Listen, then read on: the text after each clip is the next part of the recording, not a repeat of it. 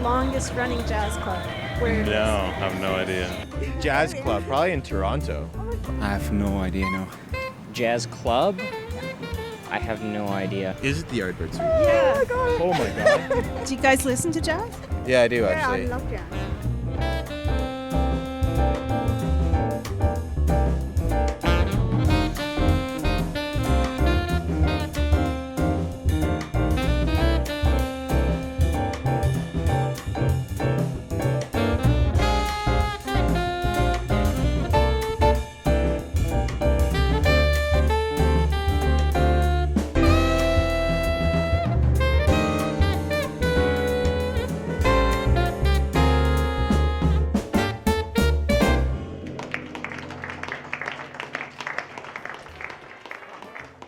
I don't think there's a club in the world that is like this. My name's Tommy Banks, and this is the Yardbird Suite.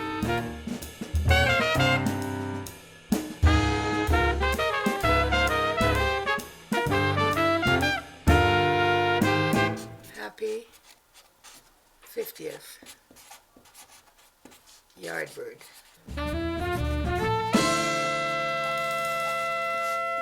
There.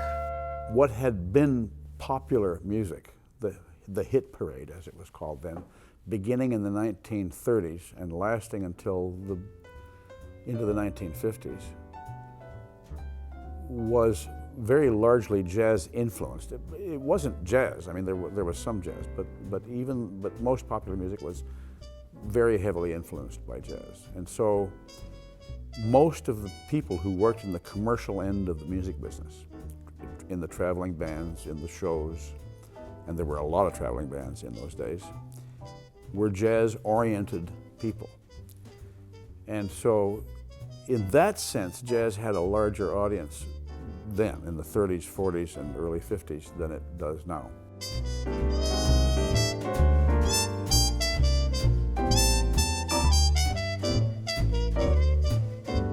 You know, I was a 10-year-old kid when I started to hear a lot about this Yardbird Suite stuff. So over the years, pretty much the only place to listen to jazz, out-of-town jazz, and guys from around the Canadian scene, the Edmonton scene, was the Yardbird Suites as it developed and as it moved to new locations. It was started as a result of Terry Hawkeye and a bunch of musicians who were looking for a place to play after their commercial gigs. I think Terry had made a trip out to Vancouver, and he went to the Cellar Door that was out there, which was a musician-run club at one time.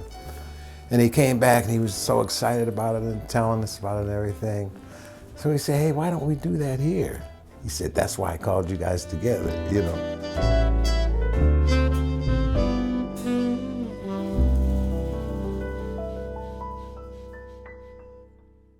The people who established the Yardbird Suite, it was Terry Hawkeye's idea. He was a drummer in Ron Repka's big band.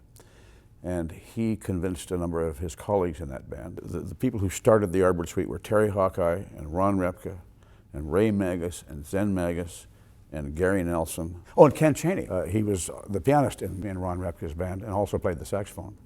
And we all came up with some money. It wasn't very much at that time for the rent and everything. And we really did a lot of work ourselves. We built our own tables, built our own bar. We all begged our mothers out of couches because we had a lot of couches. The atmosphere that they were able to create, it was club-like and homey, and at the same time, it was very professional. They had no idea how popular it would immediately become. It kind of took off better than we even imagined. You know, people started coming, and every weekend we seemed to have a crowd down there. It was always, in its first incarnation, and it is today, a concert venue as well as a club. So people sit in sofas or at tables, but when the music plays, they listen. That's probably the one thing that has separated the Yardbird Suite most from any other jazz venue that I've ever been in. There used to be jam sessions going on at the Yardbird Suite in this smoky, dark, very romantic, interesting little club that just musicians and their friends used to go to. And the music, of course, was great. We used this as the proving ground and the learning ground. I mean, when you're sitting in the middle of a whole bunch of players, many of whom, if not all of whom, are a lot better than you are, that's a really valuable experience.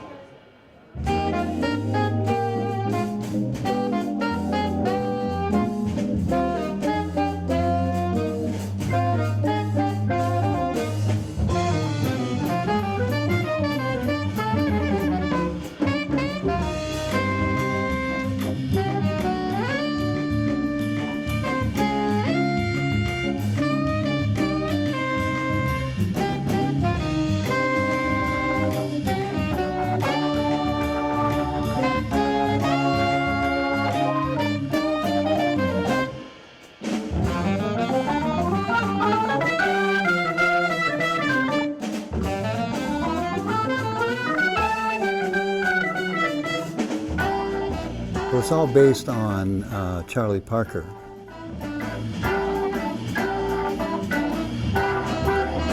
Charlie Parker was traveling through the States on a bus on a particular jazz tour, and they hit a chicken. And so from there he got the name Yardbird. And we took that name for the name of the club when it was started in 1957.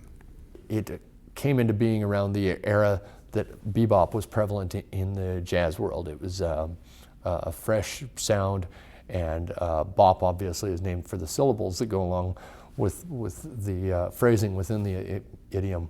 You hear musicians play lines like bebop, ba-doo-doo, ba-doo-doo, ba-doo, ba-dee-dop, bebop, bebop.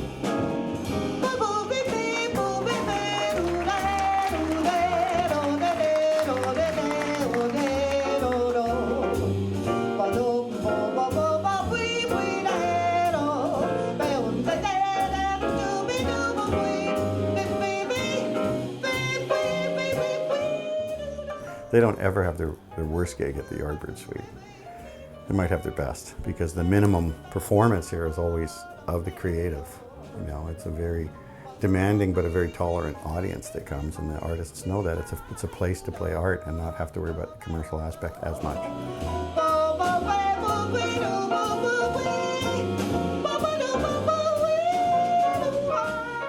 The Yardbird Suite, beginning in 1957 and almost instantly became very well known worldwide.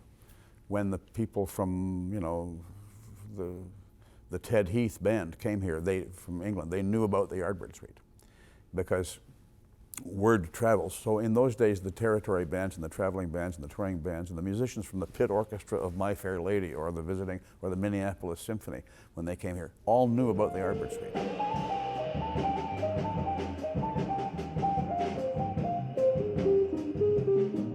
It's the one place where you can count on hearing jazz throughout the year.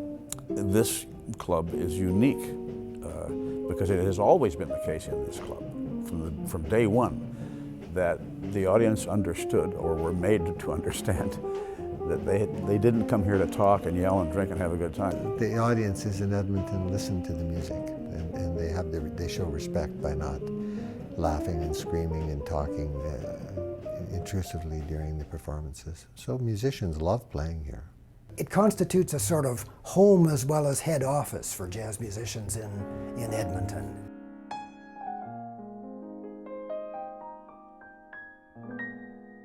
I mean, one of the great things about a place like this is not just to showcase local talent, it's to let local talent listen to international talent, because we're not an international hub.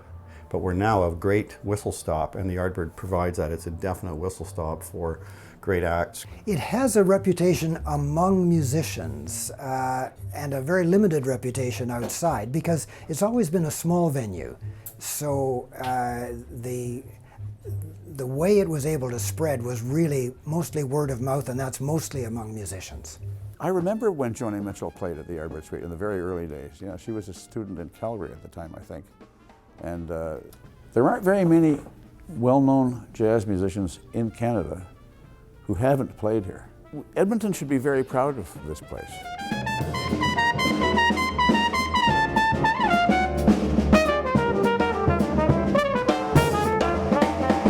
I look around the walls and I see the photographs of guys that I've met and known through the years here in Edmonton. Okay, let's drop names here. Barry Harris, Tommy Flanagan, Doug Watkins, Jack Cheechenad, Stan Getz, The Big Millers, Pepper Adams, the great Philly Joe Jones, the Ted Heath Band, David Fathead Newman, Sonny Stitt, Mike Dow, like Horace Silver, Dale Hillary, Art Blakey. Zoot Sims. I forget his name though. Oh, the Daryl Jones story. Duke Ellington, and sit with him like in the dress room. Sonny Rollins. Nat King Cole was in town. And well, the list just goes on and on. Let us know when you guys are ready in 1, 2, 3, 4. It's the oldest running, still running jazz club in North America, at least on a volunteer basis. I do know that all the musicians in the world that come through here enjoy playing here. They know that it's volunteer run, and it's been in existence for 50 years. So they appreciate that. They're well treated in Edmonton. They like it here.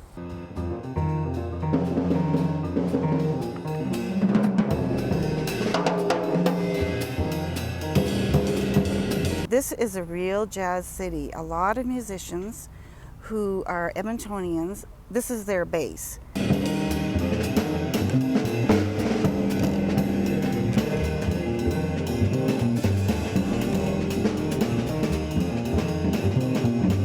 They use Edmonton as their base, and then they go and they work other places.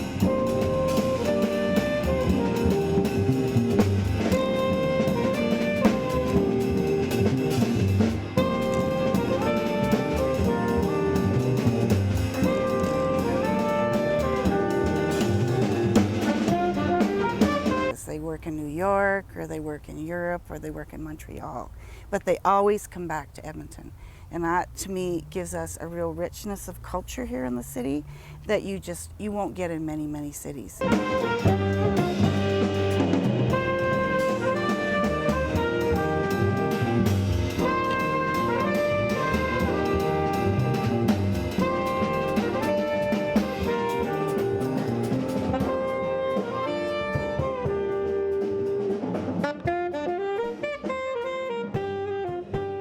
I want to do something that we need to do regularly and enthusiastically. You know, the 7 young men and their girlfriends who started the Yardbird Suite 50 years ago were volunteers. I don't think they really thought of themselves that way, but that's what they were.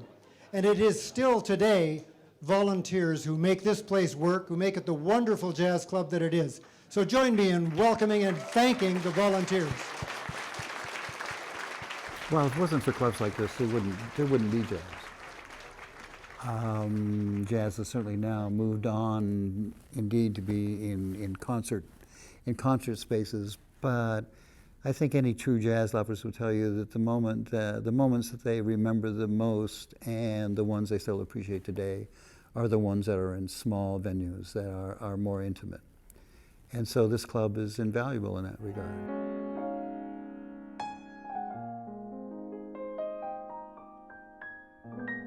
The Little Birds Big Band is a program run through the Yardbird Suite for as sort of an elite high school all-star jazz band that my brother was involved in. He's a very good trumpet player, and he was involved in that. I came down here and saw him one night and thought, this stuff's really neat. So came down here a couple more weekends to see other acts and decided this is what I want to do for a living.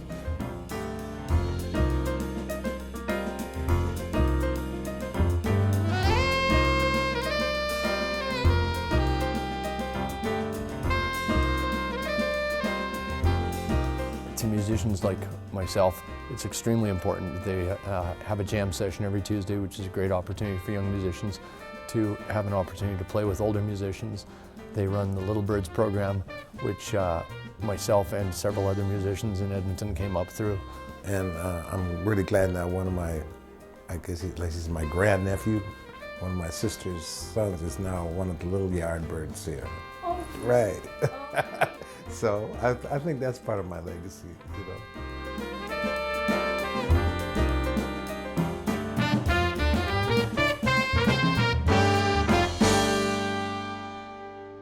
Jazz is such a spontaneous thing that you can look at a group or a night or look at who's here tonight and say, well, this is going to be, you know, modestly successful, and it turns out to be sensational.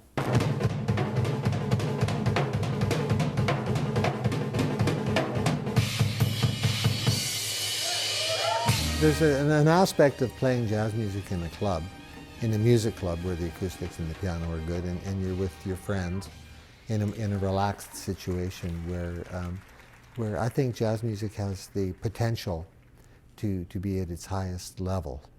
When you're playing in a club where you feel comfortable, it's very important that you be in the zone to play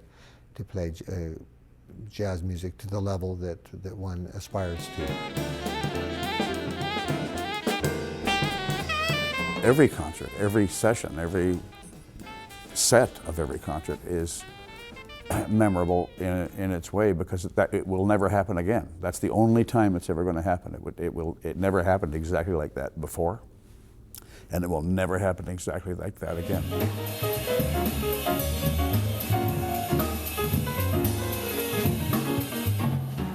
Almost any audience can like jazz. Jazz is such an umbrella term that you can fit anything from Afro-Cuban music to rock and roll to Latin music, straight ahead swing under that category, as long as there's an element of improvisation in it. So if somebody thinks they don't like jazz, I think it's just because they haven't found the kind of jazz they like yet.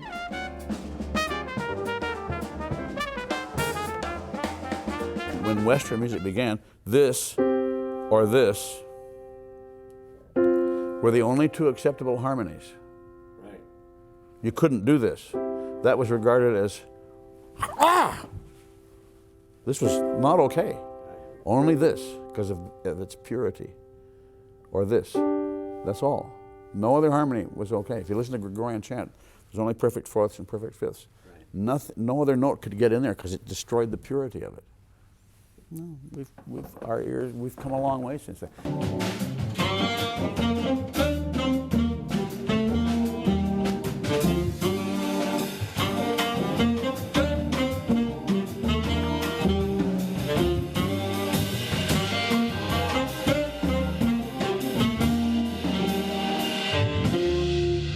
The great creators, the groundbreakers, are always dragging the rest of us along.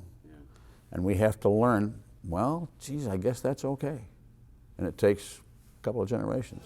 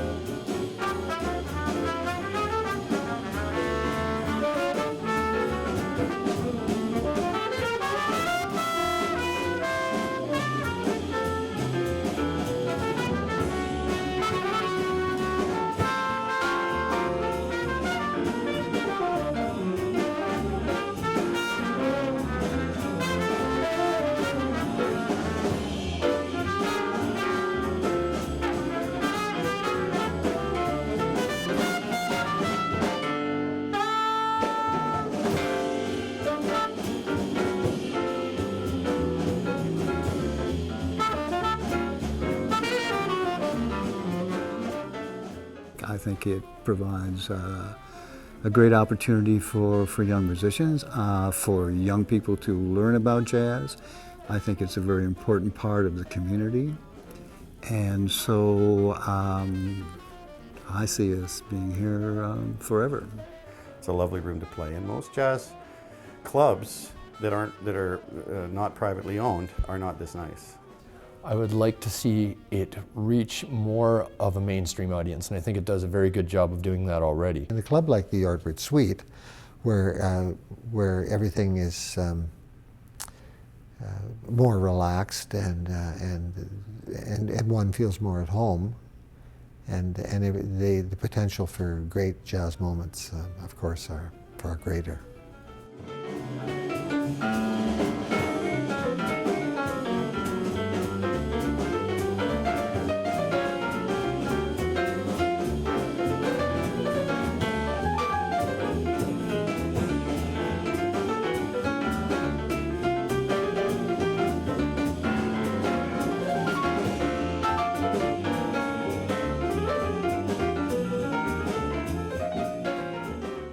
Do you know where Canada's longest running jazz club is?